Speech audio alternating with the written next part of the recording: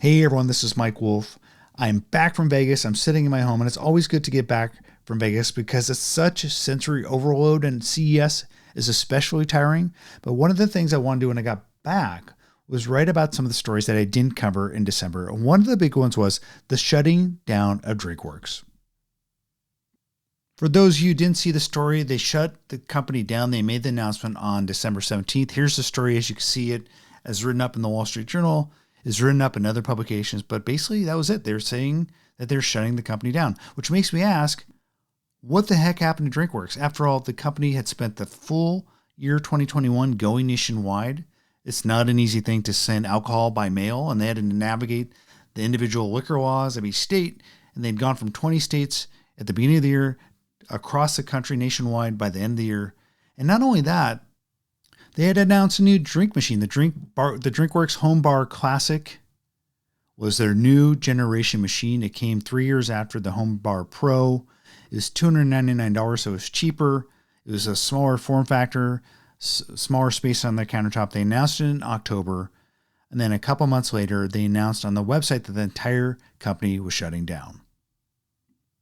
Which once again makes me ask, what the heck happened? Why did Drinkworks shut down? Well, I think probably the most obvious reason was they just weren't selling very many products. They realized that this home pod-based bartending appliance wasn't going to be a success. I mean, it's very unusual to shut down a company on the precipice, on the eve of a new product launch. They just announced the new Home Bar Classic. And again, a couple months later, they shut it down. Very unusual. But I think Keurig and Anheuser-Busch probably got together and said, hey, listen, this thing, we've run the numbers again. I know we have this new product, but it just isn't going to work. One of the specific reasons I think that Drinkworks probably failed, why consumers didn't necessarily want it was a very expensive machine. Not only the machine, but the actual drinks were expensive. As you can see, here's a screenshot from their website where you can actually buy pods, and it's basically $4 or $5 per drink, which is a little bit cheaper than obviously you get a cocktail at a nice bar, but still $5 for a home-based cocktail is a lot more expensive than you would probably spend if you were just mixing your own at home. If you bought the liquor and you're just mixing the drinks, it's just a more expensive way to go. And I'm not sure that consumers wanted to spend that much money. If they wanted to use something to make their life easier, to make a nice mixed cocktail, I figured they probably would want to do it more cheaply than Drinkworks was allowing them to. Another reason is maybe people just don't want to use pods anymore. After all, they do spit out a lot of waste that ends up in the landfills. And maybe consumers are just starting to be a little bit more conscious about all this waste that they're spitting out from things like this.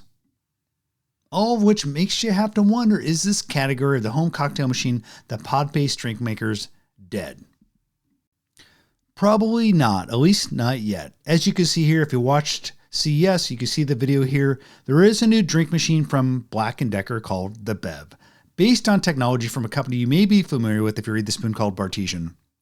Unlike the Drinkworks machine, the Bartesian technology and the new Bev don't actually provide alcohol in the pods. They actually provide the pods with all the other mixers that you get in a cocktail, and you provide your own bottles of alcohol, which quite honestly is a little bit better approach. If you ask me, it's probably a little bit more affordable.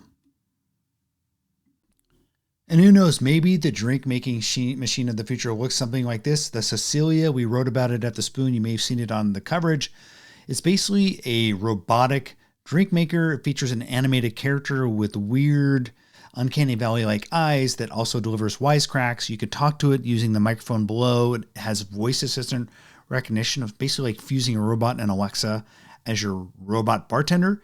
And eventually she actually makes you a drink. And it made me a nice gin and tonic, very strong. By the way, very strong. I couldn't finish it. I was at CES doing work. But maybe this is what the future looks like when it comes to home cocktail robots. So no matter if it's a Cecilia-like crazy robot or something more simple, a pod-based machine like the Black & Decker one, we hope that you keep following here at the Spoon to keep up on all the latest on food tech and home cocktail tech.